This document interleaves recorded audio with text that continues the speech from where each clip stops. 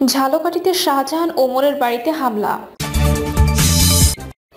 জানাবো দ্রুত নির্বাচনী রূপরেখা চায় দলগুলো, সংস্কারের সময় নিয়ে আছে মতানৈক্য। গাইবান্ধায় বিএনপি ও জামায়াত নেতাকর্মীদের মধ্যে সংঘর্ষ, আহত 10।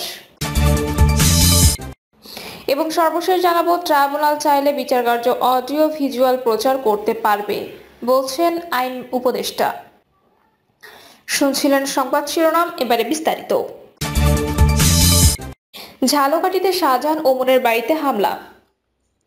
দ্বাদশ সংসদ নির্বাচনের কয়েকদিন আগে বিএনপি ছেড়ে আওয়ামী লীগে যোগ দেওয়া ঝালকাঠি এক সাবেক সংসদ সদস্য শাহজাহান ওমরের বাড়িতে হামলা ভাঙচুর করেছে দুর্বৃত্তরা। এতে তার বাসভবনে 3টি গ্লাস ভেঙে যায়। রাত 8টার দিকে উপজেলা সদরের গোডাউন ঘাট এলাকায় তার নিজ বাড়ি মেহজাবিনে এ ঘটনা ঘটে। প্রত্যক্ষদর্শীরা জানান, সন্ধ্যা 7টার দিকে 7-8 জন যুবক বাড়ির প্রাচীরের বাহির থেকে ভবন উদ্দেশ্য করে ইটপাটকেল নিক্ষেপ শুরু করে। এতে পূর্ব পাশের ভবনের সামনে 2টি ও উত্তর পাশের একটি গ্লাসের আংশিক ভেঙে মাটিতে পড়ে যায়। শাহজাহান ওমরের ভাগ্নে ওই ভবনে বসবাসকারী রফিকুল ইসলাম দুলাল জানান, রাত 8টার দিকে 7-8 জন যুবক বাড়ির প্রাচীরের বাহির থেকে ভবন উদ্দেশ্য করে ইটপাটকেল নিক্ষেপ শুরু করে 3টি গ্লাস ভাঙচুর করে চলে যায়। রাজাপুর থানার ওসি ইসমাইল হোসেন জানান, ঘটনা শুনেছি, এ বিষয়ে কেউ কিছু জানায়নি বা কোনো অভিযোগও করেনি, তবে পুলিশ ঘটনাস্থল পরিদর্শন করেছে। দ্রুত নির্বাচনী রূপরেখা চায় দলগুলো, সংস্কারের সময় নিয়ে আছে মতানৈক্য। ছাত্র জনতার গণ অভ্যুত্থানে গঠিত অন্তর্বর্তীকালীন সরকারের মেয়াদ 100 দিন অতিবাহিত হয়েছে। এ সময় নির্বাচনী রোডম্যাপের বিষয়ে সরকারের পক্ষ থেকে কোনো সুস্পষ্ট বার্তা পায়নি রাজনৈতিক দলগুলো। দিন যত যাচ্ছে ততই জোরালো হচ্ছে ত্রয়োদশ জাতীয় সংসদ নির্বাচনী। সাধারণ মানুষ ও রাজনৈতিক দলের নেতাদের মধ্যে এ নিয়ে প্রশ্ন উঠেছে। দলগুলোর প্রত্যাশা, স্বল্প সময়ে নির্বাচনী রূপরেখা দেবে অন্তর্বর্তীকালীন সরকার। একই সঙ্গে সরকারের দেওয়া বিভিন্ন সংস্কারের পাশাপাশি যৌক্তিক সময়ে নির্বাচনও চান নেতারা। চলতি মাসের নতুন নির্বাচন কমিশন গঠনের পরপরই দ্রুত নির্বাচনী রূপরেখা প্রকাশের দাবি জানান তারা। এদিকে সংস্কার ইস্যুতে দলগুলোর মধ্যে মতানৈক্য দেখা দিয়েছে, তবে বিএনপি সহ বেশিরভাগ দলই প্রয়োজনীয় সংস্কারের পক্ষে। কয়েকটি দল আবার সময় দিতে চাইছে। বিএনপি, জামায়াত সহ বিভিন্ন রাজনৈতিক দলের অন্তত 13 জন নেতার সঙ্গে কথা বলে জানা গেছে এসব তথ্য। এদিকে বিএনপি মহাসচিব মির্জা ফখরুল ইসলাম আলমগীর বলেছেন, নির্বাচনের রোডম্যাপ দ্রুত ঘোষণা করা হলে অনেক বিতর্কের অবসান হবে। অন্তর্বর্তী সরকারের কাছে আমাদের অনুরোধ, আর বিলম্ব না করে যত দ্রুত সম্ভব নির্বাচনের রোডম্যাপ ঘোষণা করুন। দেশের স্থিতিশীলতার স্বার্থেই সেটি খুব জরুরি। এক মুহূর্তে নির্বাচন দ্রুত না হলে সমস্যাগুলো বাড়বে। এখন যারা গণতন্ত্রকে ধ্বংস করতে চায়, বাংলাদেশ স্থিতিশীলতা ধ্বংস করতে চায়, তারা মাথা চাড়া দিয়ে উঠেছে। নির্বাচন কেন্দ্রিক সংস্কার করে দ্রুত নির্বাচনের দিকে যাওয়ার আহ্বান জানিয়ে বিএনপি মহাসচিব বলেন, সংস্কার তো অবশ্যই করতে হবে। সংস্কার করার জন্য সরকার অনেক কমিশনও গঠন করেছে, তাদের উপর জনগণের আস্থা আছে, আমাদেরও আছে। কিন্তু আমাদের যেটা প্রত্যাশা, স্বল্প সময়ের মধ্যে সংস্কার শেষ করে, বিশেষ করে নির্বাচন কেন্দ্রিক সংস্কার করে সেই নতুন আলোর দিকে এগিয়ে যাওয়া। রাজনৈতিক দলের নেতারা বলেছেন, গণতন্ত্র উত্তরণের টানা 15 বছর আন্দোলন সংগ্রাম করেছেন তাদের নেতাকর্মীরা। চলতি বছরের জুলাই আগস্টে গণ আন্দোলনের মুখে শেখ হাসিনা ক্ষমতাচ্যুত হওয়ার পর রাষ্ট্র পরিচালনার দায়িত্ব নেয় অধ্যাপক ডক্টর মোহাম্মদ ইউনূসের নেতৃত্বাধীন সরকার। গণ অভ্যুত্থানের ঠিক 3 দিনের মাথায় সাধারণ মানুষের সমর্থন নিয়ে সরকার যাত্রা শুরু করে। এরই মধ্যে 100 দিন পেরিয়ে গেলেও জনগণের প্রত্যাশা তেমন একটা অগ্রগতি হয়নি। এমনকি গণতন্ত্রের সংকট থেকে উত্তরণে যে নির্বাচন দরকার, এর রোডম্যাপ কিংবা রূপরেখা প্রকাশ করেনি সরকার। এতে রাজনৈতিক দল ও সাধারণ মানুষের মধ্যে ক্রমে ক্ষোভ সৃষ্টি হয়। নির্বাচনী রূপরেখা প্রকাশ করে সংস্কার কার্যক্রম এগিয়ে নিতে অন্তর্বর্তী সরকারের প্রতি আহ্বান জানান নেতারা। বিএনপির স্থায়ী কমিটির বৈঠকে নির্বাচনী রোডম্যাপ সহ নানা বিষয়ে আলোচনা এসেছে। অন্তর্বর্তীকালীন সরকারের 100 দিন পূর্তিতে প্রধান উপদেষ্টার ভাষণে এ নিয়ে সুনির্দিষ্ট বক্তব্য না আসায় সন্তুষ্ট হতে পারেনি দলটি। প্রধান উপদেষ্টা সরকারের অন্য উপদেষ্টাদের বক্তব্যে দলটি নীতি নির্ধারকরা মনে করছেন, নির্বাচন প্রলম্বিত করার সন্দেহ আরো তীব্র হচ্ছে। সরকারের লক্ষ্য ও উদ্দেশ্য নানাভাবে বিশ্লেষণ করছেন বিএনপি নীতি নির্ধারকরা। তারা মনে করছেন, নির্বাচন প্রলম্বিত হলে রাজনৈতিক সংকট বাড়বে, রাজনৈতিক দলগুলোর সঙ্গে সরকারের দূরত্ব তৈরি হতে পারে এবং সেটি কোন পর্যায়ে গিয়ে ঠেকে সেটি এখনই বলা যাবে না। এমনটা হলে পতিত সরকার লোকেরা দেশের অস্থিরতা সৃষ্টিতে করতে পারে। যদিও সরকারের পক্ষ থেকে বলা হচ্ছে প্রয়োজনীয় সংস্কার শেষ করে নির্বাচন দেওয়া হবে, তবে সরকারের নেওয়া সংস্কার কার্যক্রম শেষ করতে কতদিন লাগবে তাও স্পষ্ট নয়। এদিকে গত অক্টোবরে নতুন নির্বাচন কমিশন গঠনের সার্চ কমিটির গঠন করা হয়েছে, যার মধ্য দিয়ে আনুষ্ঠানিকভাবে সরকার নির্বাচনমুখী যাত্রা শুরু করেছে বলেও কেউ কেউ মনে করে। নেতারা এও মনে করে নির্বাচন কমিশন গঠনের সঙ্গে সঙ্গে নির্বাচনের রূপরেখা প্রকাশ পেলে চলমান যে সংকট ও অস্থিরতা রয়েছে তা কেটে যাবে।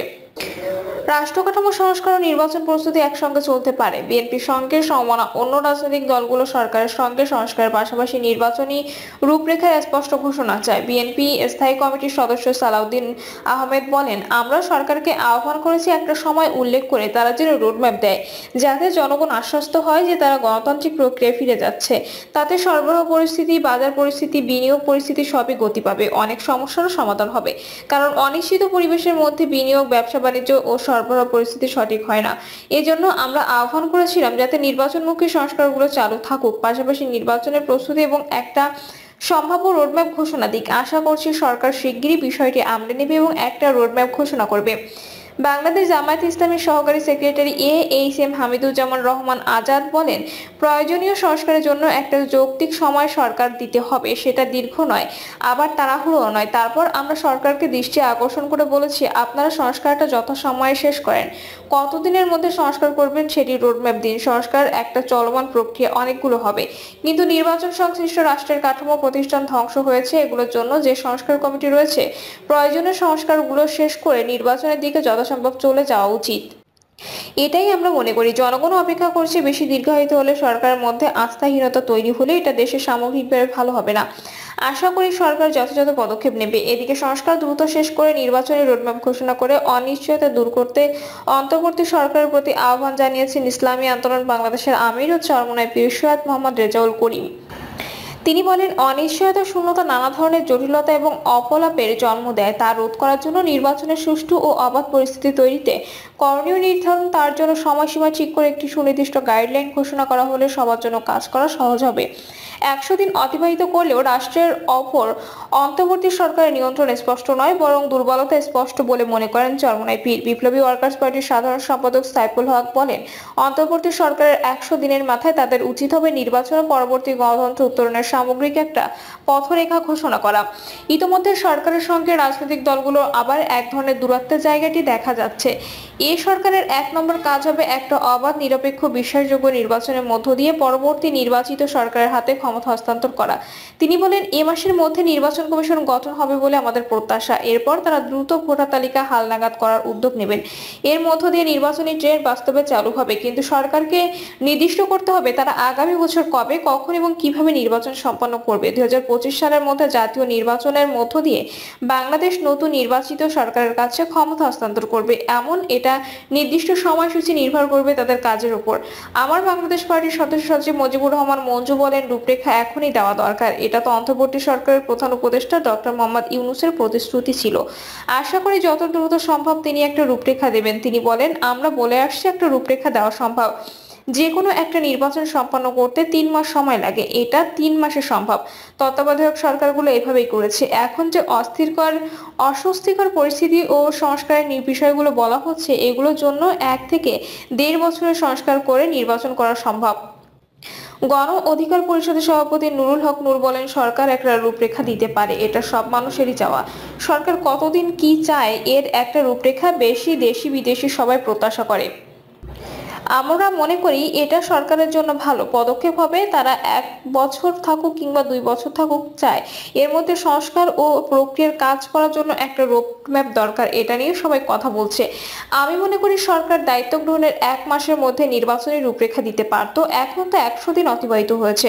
সাধারণ নতুন সরকার দায়িত্ব নিলে তারা অগ্রাধিকারের ভিত্তিতে কিছু কাজ করে, যেমন প্রথম 60 দিনে কিংবা প্রথম 3 মাসে কি কি কাজ করবে, সেক্ষেত্রে এতদিনেও তারা রূপরেখা দিতে পারত।